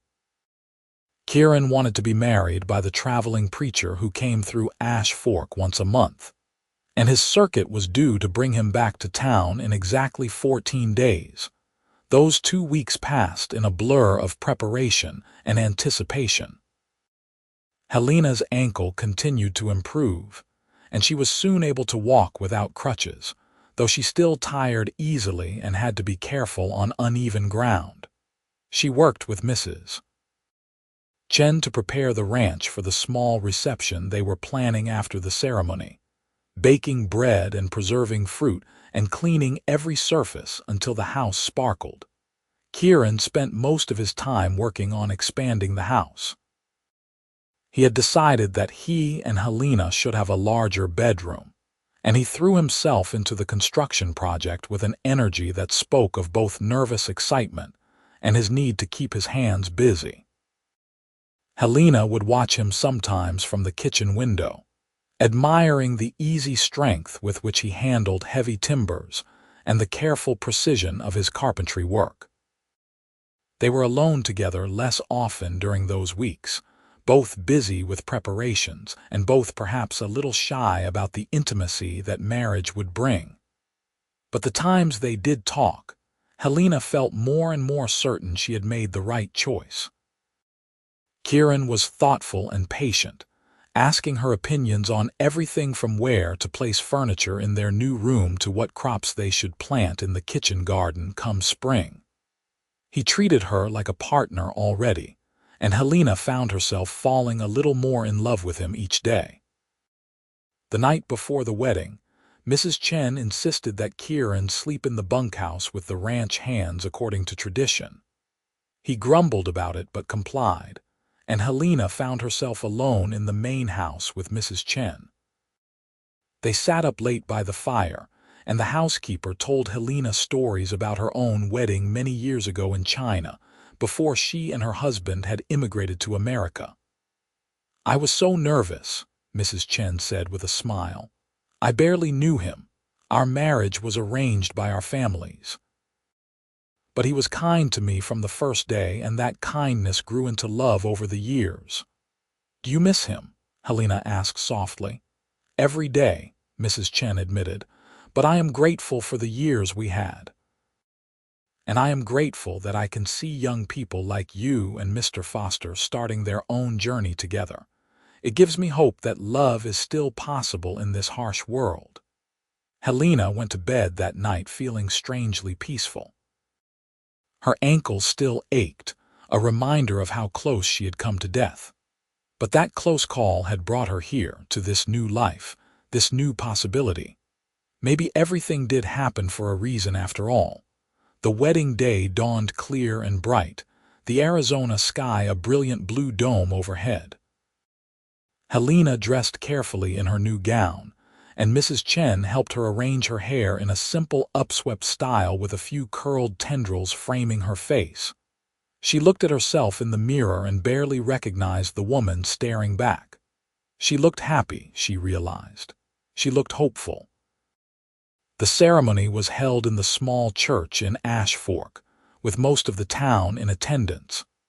It seemed everyone wanted to witness the marriage of the rancher and the girl he had rescued from the canyon.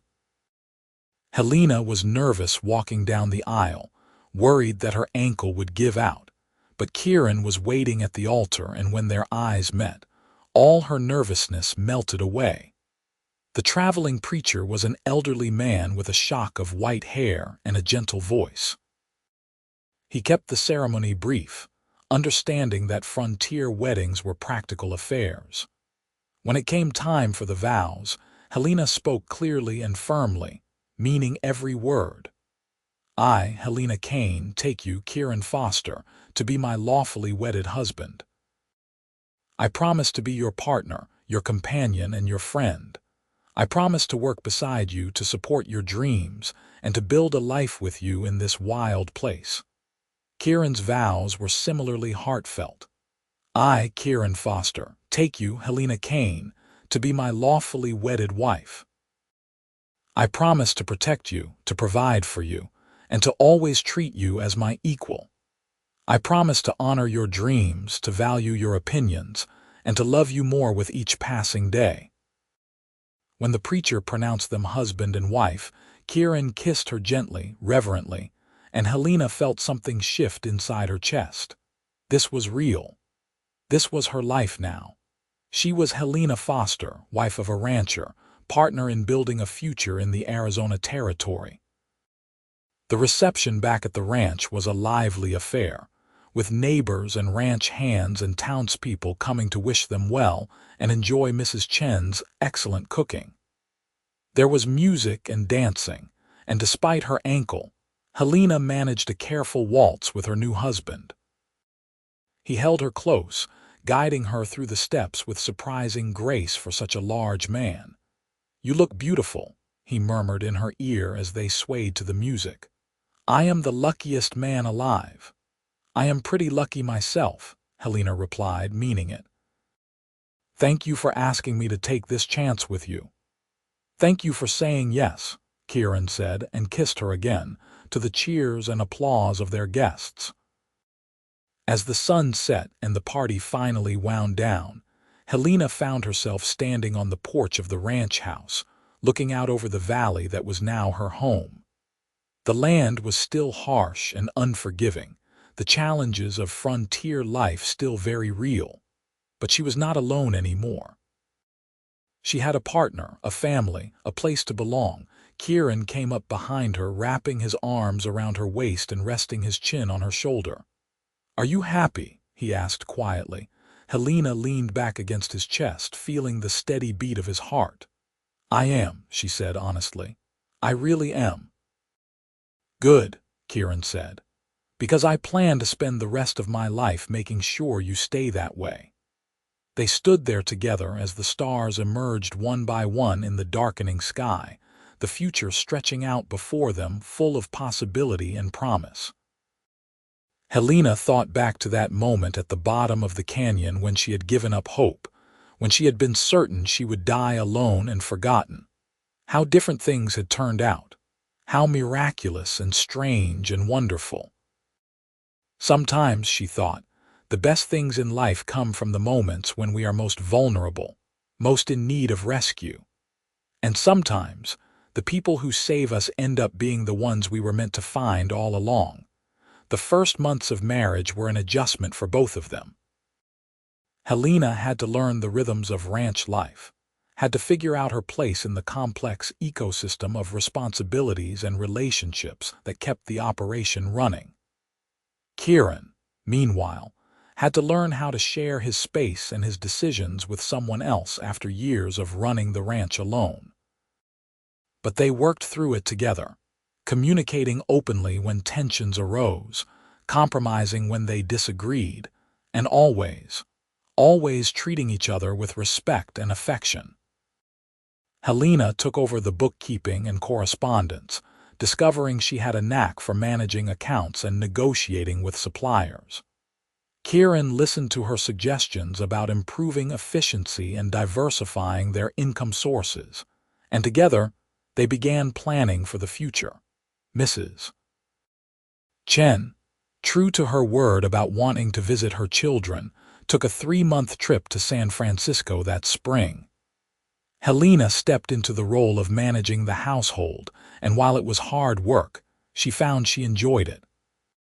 She enjoyed having authority and responsibility, enjoyed making decisions and seeing the results of her efforts. She was building something real here, just as Kieran had promised.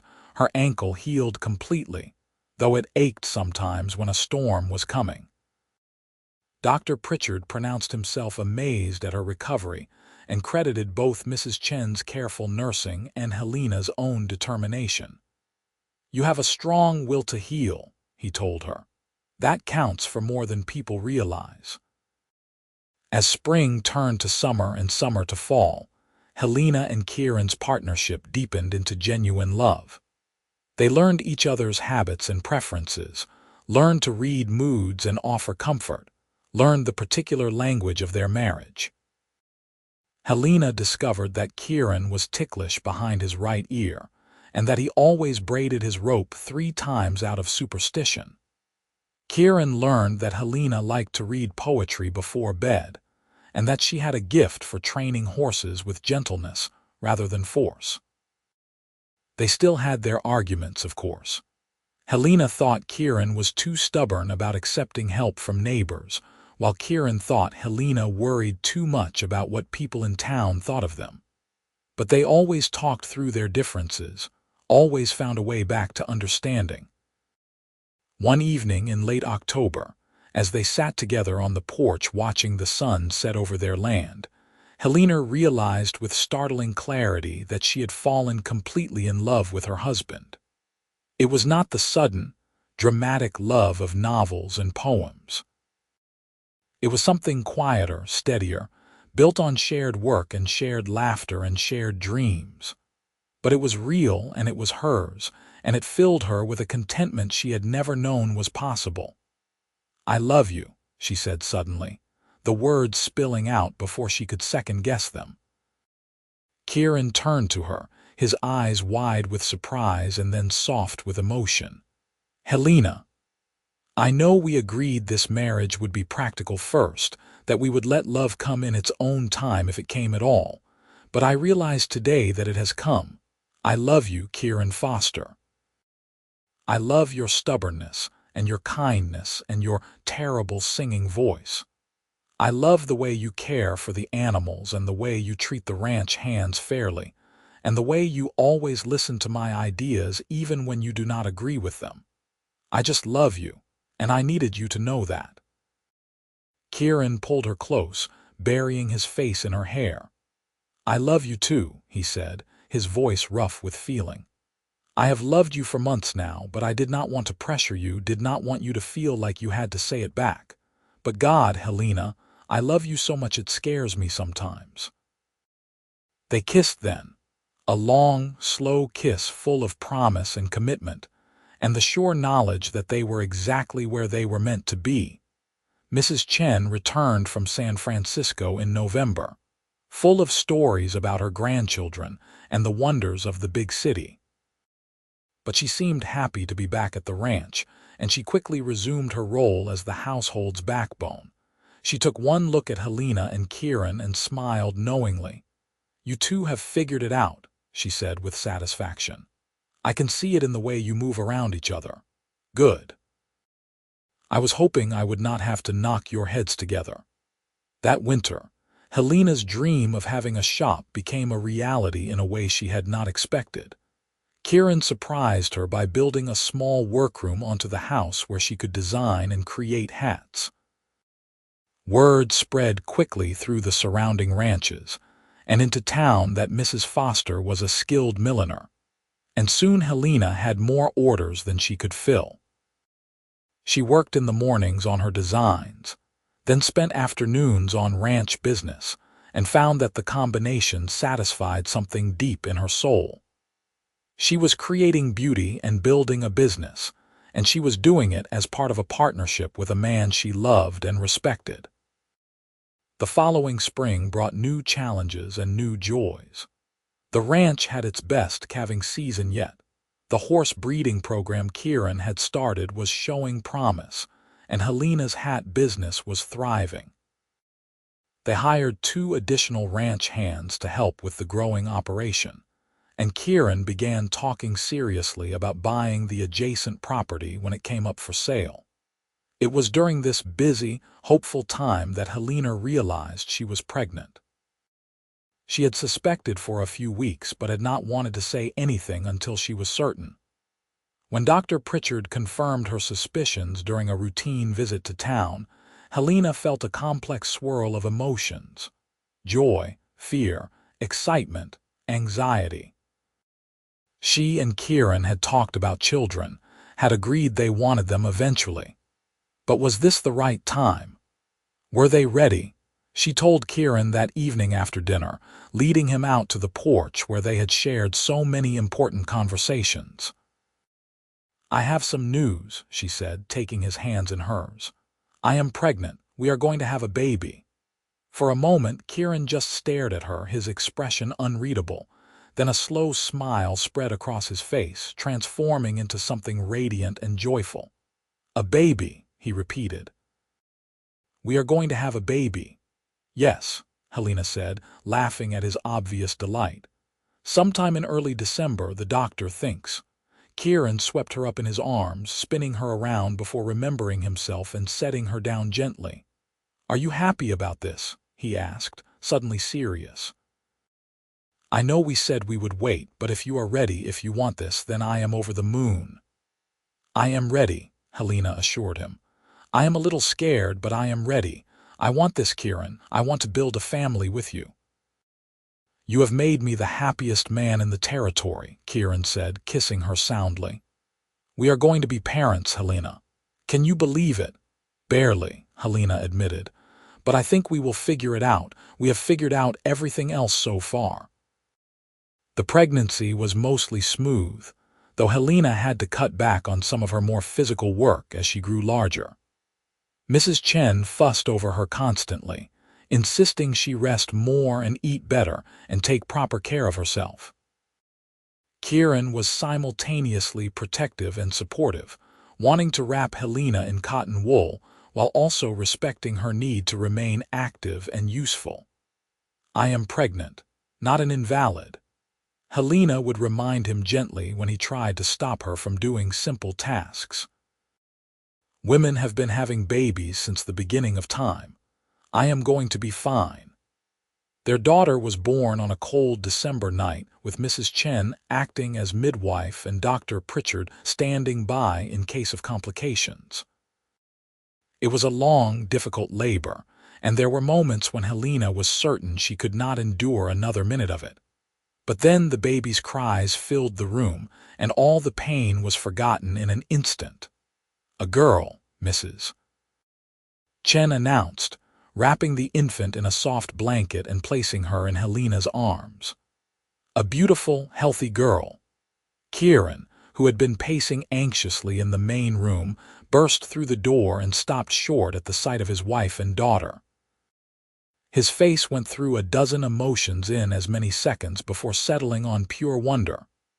"May I?" he asked, reaching for the baby. Helena handed over their daughter, watching as this strong man who could wrestle cattle and break horses cradled the tiny infant with heartbreaking gentleness. "She is perfect," Kieran whispered. "Absolutely perfect. What should we name her?" They had discussed names but had not decided on anything definite. Now, looking at her daughter's scrunched-up little face and dark wisps of hair, Helena knew exactly what she wanted to call her. "Rose," she said. "Her name is Rose Foster." "Rose," Kieran repeated, testing it out. "I like it. Rose Foster. Welcome to the world, little one. Your mother and I have been waiting for you." Rose was a colicky baby who did not sleep through the night for months, who demanded constant attention and care. Those early weeks were exhausting in a way that even the hardest ranch work had never been. But they were also magical. Helena would never forget the first time Rose smiled at her, or the way Kieran would sing off key lullabies in the middle of the night, or how Mrs. Chen transformed into the most devoted grandmother figure any child could hope for. As Rose grew from an infant into a chubby, curious toddler, life on the ranch settled into a new rhythm. Helena found ways to balance motherhood with her hat business and ranch responsibilities. Kieran proved to be a devoted father, carrying Rose with him on his daily rounds and teaching her the names of all the animals before she could even talk. Mrs. Chen spoiled Rose shamelessly, always sneaking her extra cookies and telling her stories about China and San Francisco. The ranch continued to prosper. They bought the adjacent property when it came up for sale, nearly doubling their land holdings. They built a new, larger barn and expanded the house again to accommodate their growing family. Helena's hat business grew as well, and she even began taking orders from fancy stores in Flagstaff and Prescott, her designs becoming known throughout the territory. 2 years after Rose was born, Helena discovered she was pregnant again. This time the news was greeted with pure joy, no fear or anxiety to temper the excitement. They knew what to expect now, knew they could handle the sleepless nights and the endless diapers and the chaos that came with an infant. Their son was born in the spring, an easier birth than Rose had been. They named him Matthew, and he had his father's blue-green eyes and his mother's stubborn determination. Rose was fascinated by her new baby brother, wanting to help with everything and appointing herself his protector. The years passed in a blur of busy, happy chaos. Rose grew tall and strong, equally comfortable on horseback as she was helping her mother design hats. Matthew proved to have a gift for working with animals, patient and gentle in a way that reminded Helena of how she and Kieran had first connected. They added more children to their family. Another daughter named Clara, and then finally a second son they named William. Through it all, through the challenges of raising children and running a ranch and building a life in a sometimes harsh land, Helena and Kieran's love continued to deepen and grow. They had their difficult times, of course. There were years when the drought was bad and money was tight. There were illnesses and injuries and all the normal struggles of any family. But they faced everything together, as partners, just as they had promised on their wedding day. On their 10th anniversary, Kieran took Helena back to Red Rock Canyon. They rode there together on a crisp autumn morning, leaving the children in Mrs. Chen's capable care.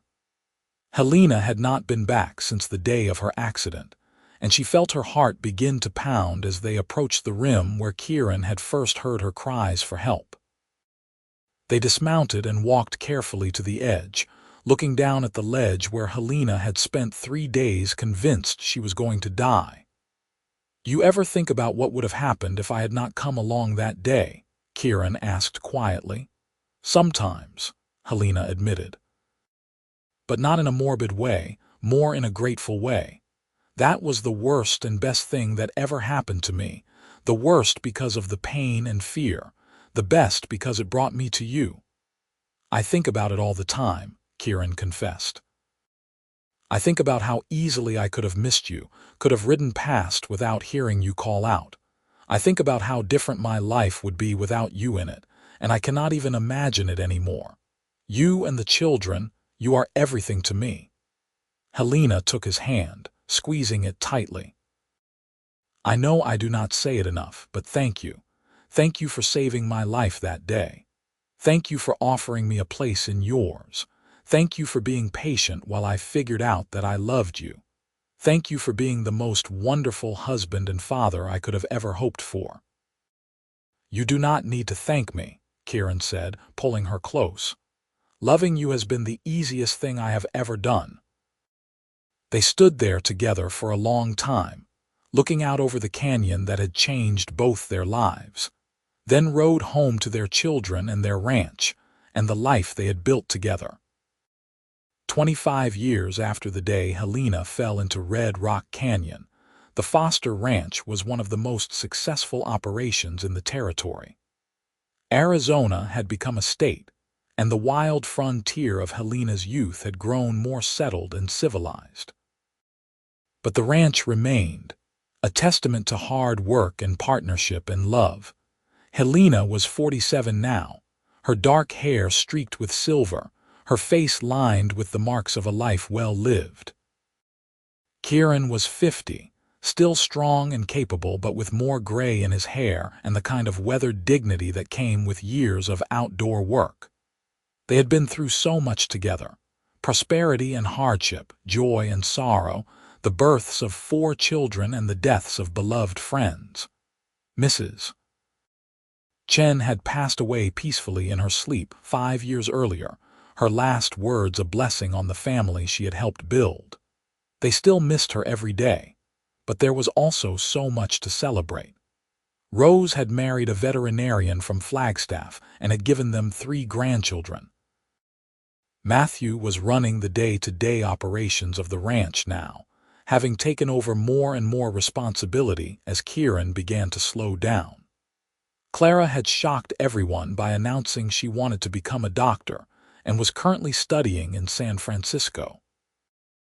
And William, their youngest, had inherited his mother's gift for design and was apprenticing with a master tailor in Prescott. Helena's hat business had grown beyond anything she had imagined. She now had a proper shop in Ash Fork and employed 3 seamstresses to help fill orders. She still loved the work, loved creating beautiful things and running her own business. But she also loved being able to step back when she wanted to spend time with her grandchildren, or just sit on the porch with Kieran and watch the sunset over land they had worked so hard to build something on.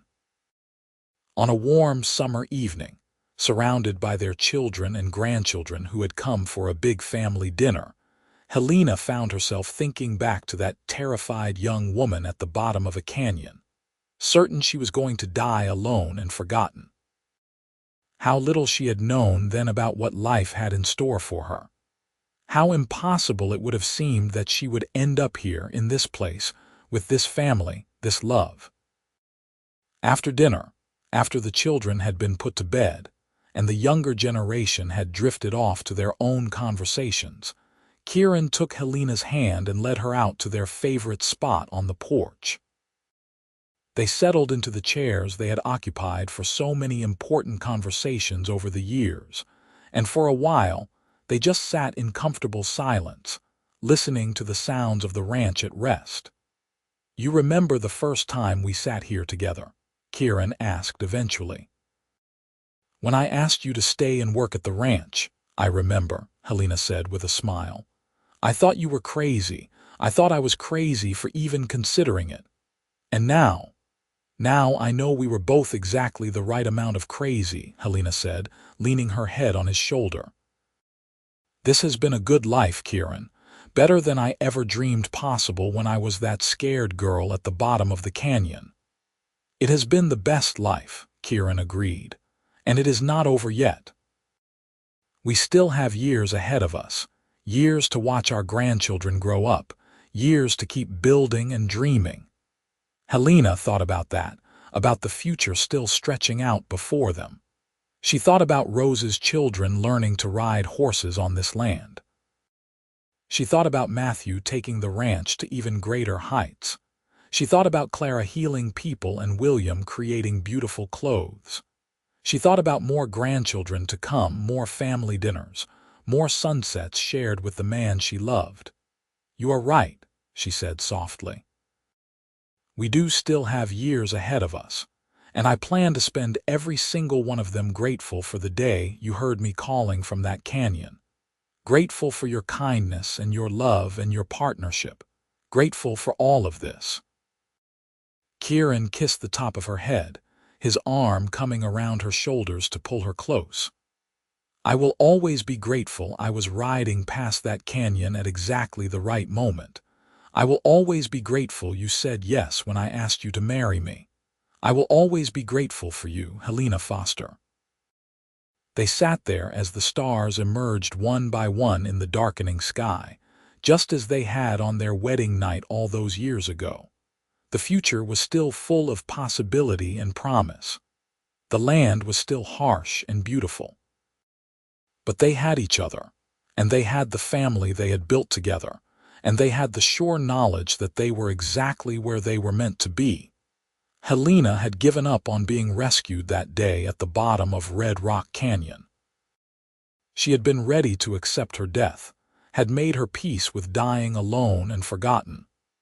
But then the sound of a cowboy's horse had echoed down into the canyon, and everything had changed. Kieran Foster had pulled her up from the depths, had offered her not just rescue but a whole new life, a whole new future. And what a life it had been. What a beautiful, messy, challenging, joyful life they had built together in the wild Arizona territory. Helena would not change a single moment of it, not even the painful ones, because they had all led her here, to this moment, to this man, to this family, to this home.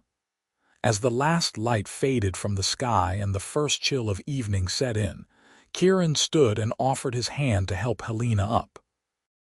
"Come on," he said with that familiar smile that still made her heart skip a beat after all these years. Let's go inside. Tomorrow is another day and we have a life to keep living." Helena took his hand, rising from her chair and following her husband into the warm, lamp-lit house full of the voices of their family. Yes, she thought.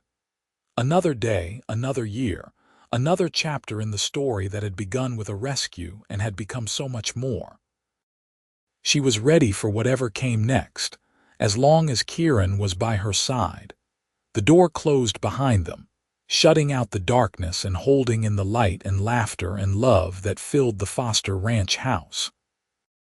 And in the quiet of the Arizona night, the land that had nearly claimed Helena's life all those years ago now cradled the family she and Kieran had built, keeping them safe and giving them roots to grow from for generations to come.